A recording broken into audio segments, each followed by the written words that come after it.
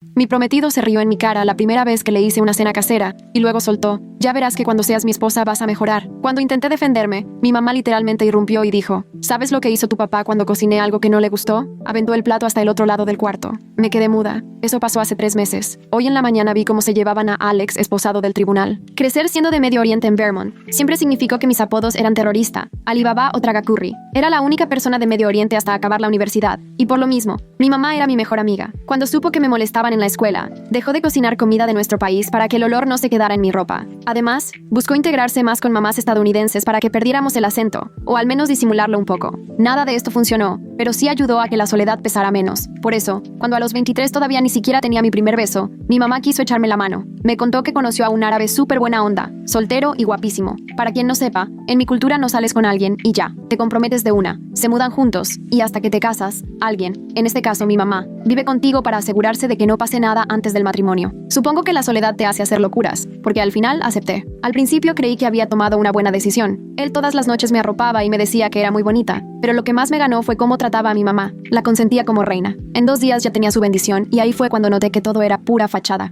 Un día, para sorprenderlo, intenté cocinarle algo cuando llegó de trabajar. Puso cara de que le olía feo. No está tan bueno, pero bueno, cuando seas mi esposa ya vas a mejorar. Pero en vez de hacerle caso a mis corazonadas, intenté aún más agradarle. Me levantaba 2 horas antes para limpiar toda la casa, hasta entre semana. Me compré ropa del color que él decía que me quedaba mejor. Incluso me maté en el gym para bajar unos kilos. Pero nada servía. Al contrario, cada día era peor. Llegó un punto en que ya no pude más e hice lo más loco. Le quise contar a Alex cómo me sentía. Oye, siento que no valoras lo que hago. Y él, bien seco: ¿no te valoro? En eso entra mi mamá con todo y su discurso. ¿Sabes lo que hizo tu papá la primera vez que le cociné algo? Aventó el plato porque no le gustó. Se pusieron a despotricar sobre lo desagradecida que era, como si ni estuviera ahí. Me sentí fatal y genuinamente pensé que era la peor prometida del mundo. Pero después de semanas rogando que Alex me quisiera, él soltó que sentía que nos faltaba algo. Mira, ya que nos vamos a casar, creo que es hora de que renuncies a tu trabajo. Me quedé pasmada porque él sabía que mi chamba era todo para mí. Se dio cuenta y aclaró: una esposa de verdad atiende su hogar, no anda persiguiendo sueños que no sirven para nada. Sentí el nudo en la garganta. Si hubiera sabido que acabaría así, me hubiera quedado sola desde el principio.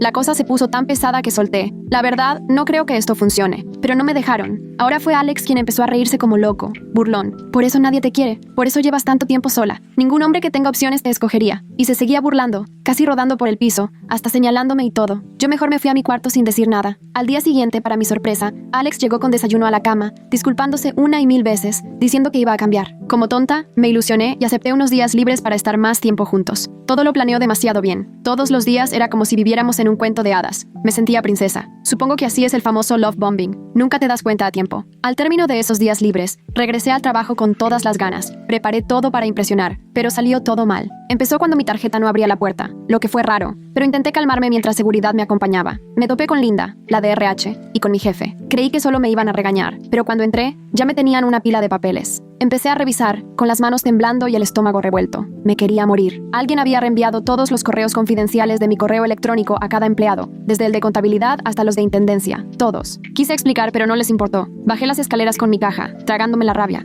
Sabía que había sido Alex, y dentro de todo ese enojo me cayó el 20 de que él estaba a nada de pedir matrimonio y que, si aceptaba, podría arruinarle la vida de adentro. Respiré y me forcé a no perder la cabeza. Si lo enfrentaba, iba a negar todo. Necesitaba pruebas y un plan. Antes de irme a casa, pasé a una cafetería a pensar cómo llegar y no levantar sospechas, fingiendo que todo estaba normal. Nadie, ni Alex ni mi mamá, podían darse cuenta de nada. Pedí 2 cafés gigantes. Busqué 1000 cosas en internet sobre hackeos de correo, y cuando regresé a casa, iba sonriendo de mentira. Les inventé que nos mandaron a casa por un problema de plomería en la oficina para ganar tiempo. Cuando llegué, Alex, que ni debería estar, ya estaba ahí. Se sorprendió, pero cambió rápido la cara y preguntó: ¿por qué llegaste tan temprano, ayudándome con la caja? ¿Y todas tus cosas? Me reí forzada. Hubo un problema de plomería. Mandaron a todos a casa y nos dijeron que agarráramos lo que necesitáramos estos días. No saben cuándo se arregla. Él solo me miró raro y dijo con tono calculador: qué mal, pero así tenemos más tiempo juntos, ¿no? Mi mamá salió a ver qué onda y después de que le conté lo mismo, me ofreció algo de comer. Alex, mientras me ayudaba a guardar las cosas, comentó casual: sí está raro lo de la plomería, justo después de tus días de incapacidad. Me encogí de hombros. Pura mala suerte, yo creo. Él asintió y justo en ese momento sonó sonó su celular. Lo revisó y una leve sonrisa se le escapó antes de apresurarse a apagarlo.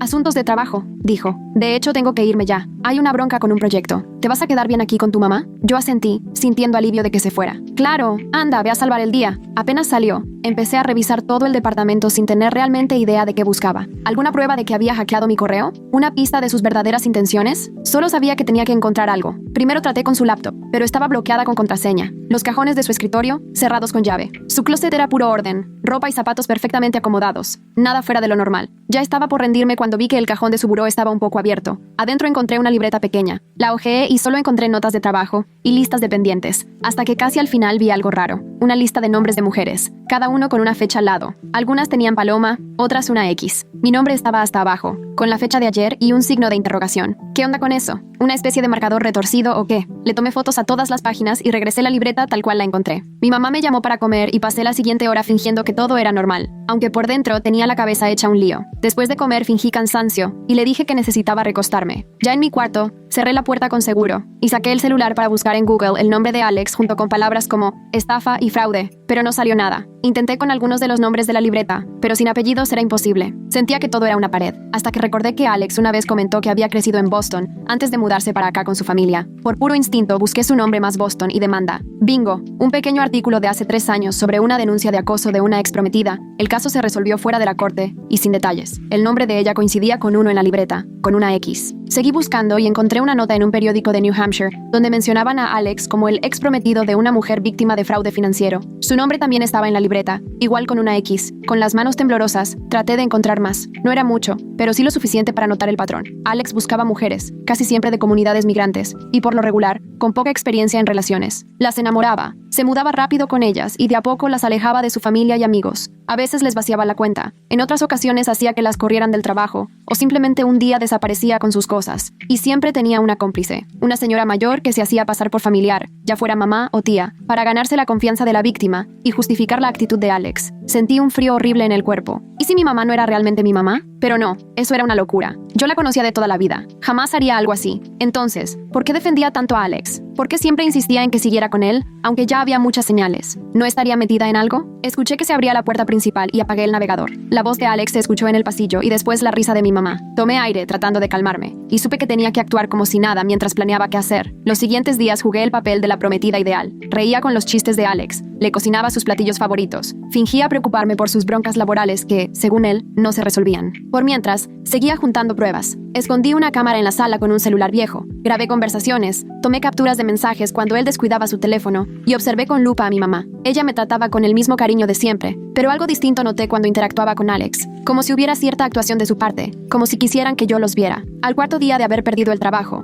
Alex anunció que nos llevaría a cenar a un restaurante elegante. Para animarte por lo del trabajo, dijo, y para celebrar algo especial. Ahí fue cuando sentí que ese era el momento. Estaba seguro de que esa noche me pediría matrimonio. Me arreglé con cuidado, procurando lucir perfecta en el vestido que él me había comprado. Mientras me maquillaba, vi a mi mamá mirándome de pie en la puerta, con una expresión difícil de descifrar. Te ves preciosa, dijo en voz baja. ¿Ya estás emocionada para hoy? Fuerzo una sonrisa. Mucho. ¿Crees que me pida matrimonio? Vi que sus ojos brillaron. No sé si de preocupación o culpa. Creo que sí. De hecho, ayer me pidió mi bendición. Sentí como si se me apagara la luz. Entonces, sí era parte del plan, fuera lo que fuera aquello. ¿Y se la diste? Le pregunté, intentando que no se notara nada en mi voz. Dudó, pero al final asintió. Claro, es muy buen hombre. Ya no pude sostenerle la mirada. Regresé la vista al espejo. Sí, buen hombre, murmuré. El restaurante era el lugar más elegante en el que había estado. Candelabros de cristal, manteles blancos, meseros impecables. Alex pidió champaña en cuanto nos sentamos y él ordenó por todos, sin preguntar qué queríamos. Mi mamá lo veía contenta, como aprobando su manera de tomar el mando. Los estuve observando toda la noche.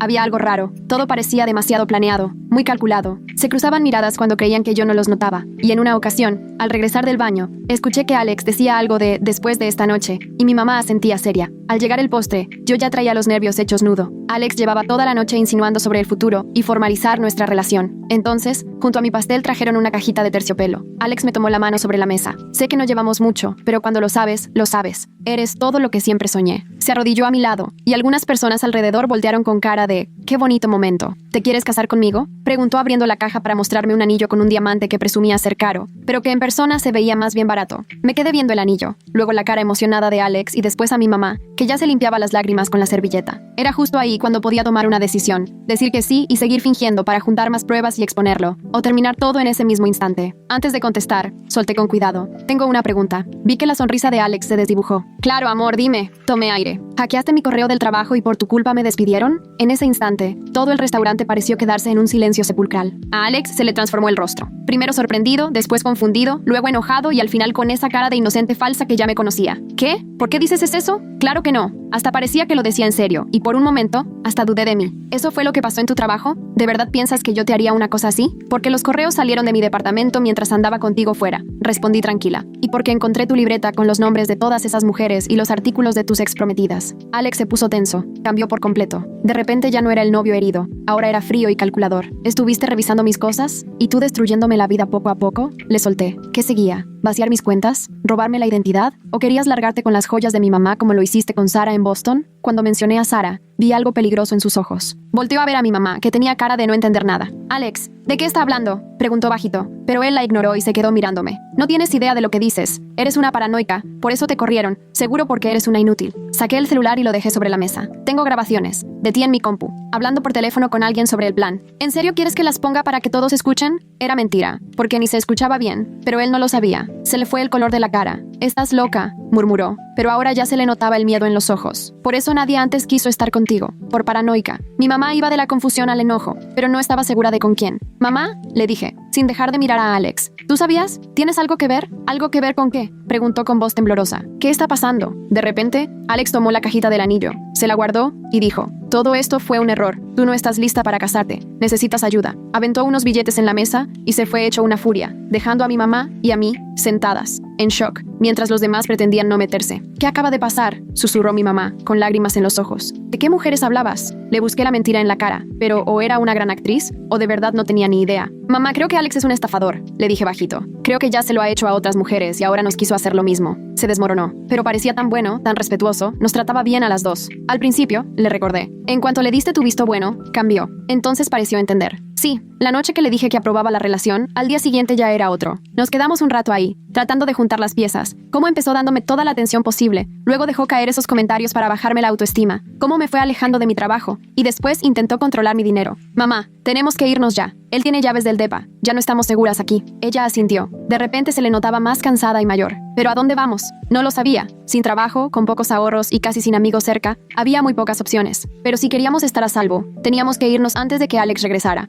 más enojado y seguramente más peligroso. Cuando salimos, mi celular vibró. Un mensaje de un número que no tenía guardado. Te vas a arrepentir. Nadie me rechaza. Se lo enseñé a mi mamá y, en lugar de asustarse, se le endureció la cara. Que lo intente, me dijo con coraje. Nadie va a amenazar a mi hija. En ese momento supe, sin ninguna duda, que mi mamá no estaba metida en nada. Solo era una mamá que quería lo mejor para su hija y terminó siendo víctima de un manipulador. Nos subimos a un taxi, casi esperando encontrar a Alex en el depa, pero por suerte no estaba. Empacamos lo indispensable y noté que a mi mamá le temblaban las manos. Perdóname, susurró. Por mi culpa te metiste con él. Yo te empujé. La abracé fuerte. No fue tu culpa. Nos engañó a las dos, le aseguré. Ya íbamos de salida cuando tocaron la puerta y nos quedamos congeladas. ¿Sería Alex, enojado, de regreso? Miré por la mirilla y suspiré aliviada. Era una mujer que nunca había visto, de unos 50 años, bien vestida y con cara seria. ¿En qué puedo ayudarla?, le pregunté abriendo con cuidado. ¿Usted es la prometida de Alex Mahir?, asentí despacio. Exprometida, desde hace una hora más o menos. ¿Por? Sacó una placa. Detective Jessica Rivera. He estado investigando a Alex Mahir desde hace tiempo. ¿Puedo pasar? La dejé entrar, todavía con los nervios de punta por todo lo que acababa de pasar. Mi mamá apretaba su maleta como si de verdad pudiera protegernos de algo. Veo que están empacando, dijo la detective, mirando nuestras cosas. Bien hecho.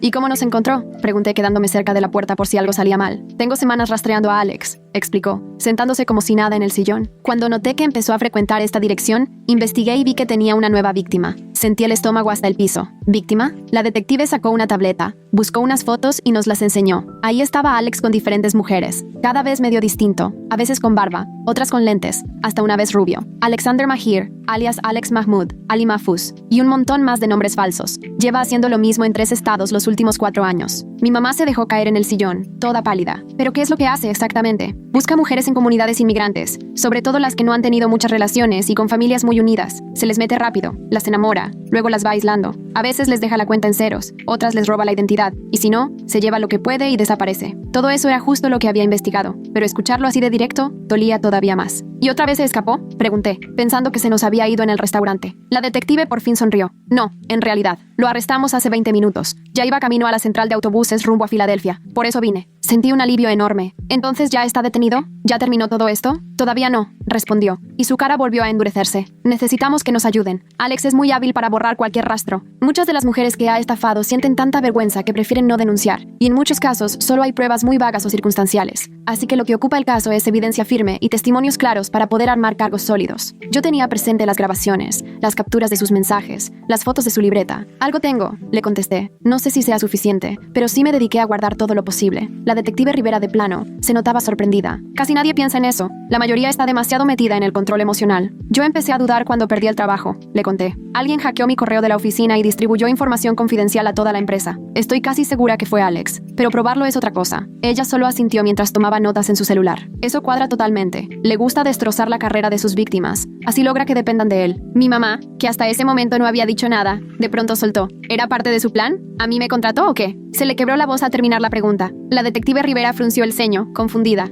¿Contratarte? Yo intervine. Leí en varios artículos que tenía una cómplice, una señora mayor que se hacía pasar por familia de él. En ese momento la cara de la detective cambió. Entendió. Ah, sí, debe ser Fátima Nazari. Ella sí es su tía. La detuvimos el año pasado, pero quedó libre porque no pudimos comprobarle nada. Ahorita la tenemos bien checada en Chicago. Mi mamá suspiró de alivio, casi llorando. Entonces yo no fui... La abracé con fuerza. No, mamá. Tú solo querías ayudarme a encontrar a alguien. Tú también fuiste una víctima más de Alex. Rivera nos dio un momento y luego interrumpió. Tengo que preguntarles, ¿alguna vez le dieron a Alex acceso a sus cuentas, tarjetas, información bancaria o al seguro social? Le respondí que no, negando con la cabeza. Todavía no llegábamos a eso, aunque insistía en abrir cuentas juntos tras el compromiso. Eso está bien, respondió ella. Normalmente ese es su siguiente paso. Ustedes sí que alcanzaron a salir a tiempo. Después se quedó todavía como una hora más tomando declaraciones y recogiendo todas las pruebas. Le llamó mucho la atención la libreta con los nombres de otras mujeres. Esto nos puede servir para ubicar a otras víctimas, dijo mientras la guardaba cuidadosamente. Algunas ni saben que él también las engañó. Antes de irse, nos dejó una tarjeta y la dirección de un refugio para mujeres donde podíamos quedarnos. Es seguro y conocen muy bien cómo manejar casos así. No sabemos si Alex tiene más cómplices. Ya que se fue,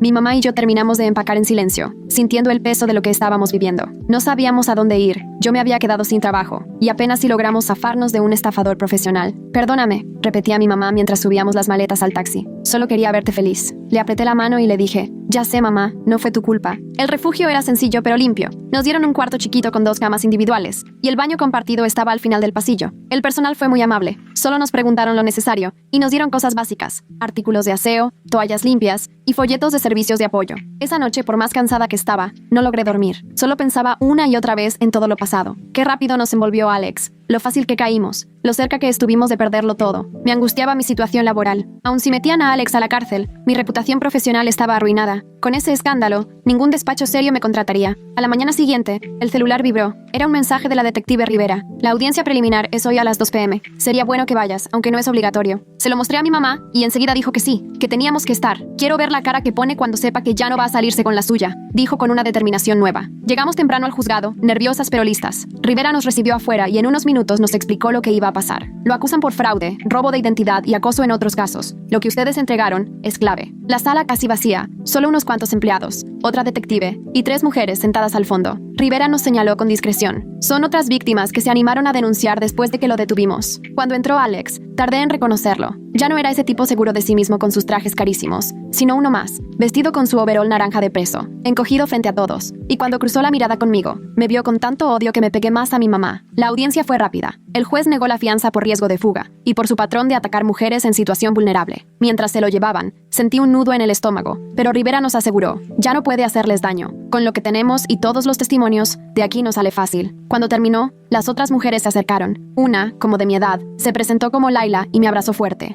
Gracias por reunir pruebas, murmuró. Yo tenía muchísimo miedo. Acabamos yendo a tomar un café entre todas, compartiendo lo que vivimos y dándonos cuenta de lo parecidas que eran las historias. Todas migrantes, ninguna con mucha experiencia en citas, y las mismas tácticas de Alex. Nos pasamos teléfonos y quedamos de seguir en contacto. Saber que no fui la única ya me ayuda a no sentirme tan tonta, dijo Layla al despedirse. No somos tontas, le aseguré muy convencida. Él simplemente sabe perfectamente lo que hace. Al regresar al refugio, empecé a buscar trabajo, pero me daba coraje ver ese hueco en mi currículum y saber que no podía explicar bien lo que pasó. Tras una semana de rechazos, ya empezaba a entrarme una gran preocupación por nuestro futuro, hasta que un día sonó mi celular. Era Linda, la de recursos humanos de mi antiguo trabajo. Nos buscó la detective Rivera, me dijo directo. Ya nos explicó todo sobre tu ex. Sentí que se me detenía el corazón y ni quise hacerme ilusiones. Ya lo hablaron los socios. Dadas las circunstancias, quieren ofrecerte el puesto de vuelta. Casi se me cae el teléfono. ¿En serio? ¿Aunque pasó lo de la filtración? La detective nos mostró pruebas de que tú no tuviste la culpa, me explicó Linda. Y la verdad, estamos revisando los protocolos de seguridad porque el problema fue de la empresa. Lo que pasó no tendría que haber ocurrido, sin importar quién usara tu computadora. Acepté de inmediato, sintiendo cómo se me quitaba un gran peso de encima. Sabía que no iba a ser sencillo volver. Tenía que ganarme otra vez la confianza de compañeros que ya habían visto todos esos correos personales, pero al menos era la oportunidad de recuperar mi vida. Ese mismo día, mi mamá y yo nos consentimos con comida para llevar en nuestro cuartito del refugio. Pronto vamos a encontrar otro departamento, le prometí, uno donde estemos más seguras. Ella asintió, aunque se veía pensativa. He estado considerando algo, dijo despacio. Tal vez debería regresar a Vermont. Me volteé sorprendida. ¿Qué? ¿Por qué se te ocurre eso? Vine aquí para ayudarte a iniciar tu vida de adulta, me contestó. Pero creo que te he estado demasiado encima de ti, que he querido tener el control de todo. Mamá, no... Espera, déjame terminar, me interrumpió con calma. Te insistí tanto con Alex porque tenía miedo de que acabaras sola. No confié en que podías encontrar tu felicidad por ti misma. Y eso no estuvo bien. Me quedé callada. Una parte de mí quería decir que no era verdad, pero en el fondo sabía que sí. No es que te esté dejando sola, continuó al ver mi cara. Simplemente voy a estar a unas horas, y puedes visitarme cuando quieras. Hizo una pausa y agregó, creo que las dos necesitamos tiempo y espacio para descubrir quiénes somos. 2 meses después, la ayudé a mudarse de nuevo a nuestro pueblo en Vermont. Encontró un pequeño departamento cerca de unos amigos con quienes trabajaba antes y, de verdad, se le notaba emocionada de volver a hacer su vida ahí. Mientras tanto, yo renté un estudio súper seguro en un edificio lleno de jóvenes profesionistas. Era la primera vez que vivía completamente sola. Al principio se me hacía rarísimo. Por las noches, casi esperaba escuchar a mi mamá en el cuarto contiguo o el olor de su café en la cocina. Pero poco a poco, armé mi propia rutina. Puse mi departamento a mi gusto. Cocinaba lo que quería y me desvelaba leyendo, sin que nadie viniera a pedirme que apagara la luz. En el trabajo me costó al principio. Había quienes se notaban incómodos, acordándose claramente de esos correos privados. Pero la mayoría me mostró su apoyo al entender lo que en realidad había pasado. Incluso mi jefe me empezó a dar casos importantes y me dijo que admiraba mi fortaleza. 3 meses después de que arrestaron a Alex, me llamó la detective Rivera. Pensé que te gustaría saberlo. Aceptó un trato con la fiscalía. 8 años, con posibilidad de salir en 5. ¿Eso es todo? Le reclamé, decepcionada. Solo 8 años después de todo lo que provocó, es mejor que nada, respondió sin rodeos. Y ahora ese antecedente lo va a cargar siempre. Le va a costar mucho más volver a hacerlo. Sabía que tenía razón, pero para mí no era suficiente. Alex me hizo perder mi trabajo, aunque fuera unos meses. Me sacó de mi casa, me quitó la sensación de seguridad, casi me separa de mi mamá. 8 años se sentían muy poco castigo, pero tampoco podía atascarme en eso. Tenía que volver a levantarme. 6 meses después, conocí a alguien en una librería. No fue una cita ni nada planeado. Simplemente los dos queríamos el mismo libro, y resultó que solo quedaba un ejemplar. Se llamaba William y, como me vio dudando, me preguntó si quería acompañarlo a tomar un café y platicar sobre ese libro. Al principio mi instinto fue decir que no. Sinceramente, después de lo de Alex, salir con alguien me ponía los pelos de punta. Pero recordé algo que mencionó Layla en el grupo de apoyo. Si dejamos que el miedo nos gane, todavía le estamos dando el poder. Así que acepté, pero solo café, nada más. Pasamos 2 horas hablando de libros y William jamás hizo comentarios sobre mi físico, ni trató de decirme qué pedir. Cuando me pidió mi número se lo di, y para mi sorpresa, sin ese nudo de ansiedad que pensé que tendría. Llevamos 3 meses saliendo. Todo va despacito, con calma y siempre bajo mis propias reglas. William ya sabe lo de Alex, no cada detalle, pero sí suficiente para entender por qué a veces me da ansiedad o necesito sentirme segura. Ha sido comprensivo y jamás me ha presionado para nada que yo no quiera. El fin de semana pasado fui a visitar a mi mamá en Vermont. Le ha ido excelente. Volvió a ver a sus antiguos amigos y hasta está saliendo con un viudo buena onda que vive en el mismo edificio. Cocinamos juntas, hicimos comida de nuestra tierra que llenó el departamento de olores y recuerdos. ¿Eres feliz?, me preguntó mientras lavábamos los trastes. Pensé en mi trabajo, mi estudio, las amigas que hice en el grupo y sí, también en William. Voy en camino, respondí con honestidad. Un día a la vez. Ella sonrió comprensiva. Es lo único que podemos hacer. Ya en el coche, de regreso a casa, me cayó el 20 de algo importante. Alex intentó destruirme usando lo que él pensaba eran mis mayores debilidades. Mi falta de experiencia con parejas, mis raíces, mi relación con mi mamá. Pero al salir adelante después de su manipulación, descubrí fuerzas que ni sabía que tenía. No soy tan ingenua como para creer que nunca volveré a ser vulnerable. Hay más personas como él buscando su próxima víctima. Pero ahora ya sé reconocer las señales y cómo protegerme. Y, lo más valioso, entendí que estar sola no es lo peor que te puede pasar. A veces, justo es lo que necesitas para descubrir de verdad quién eres.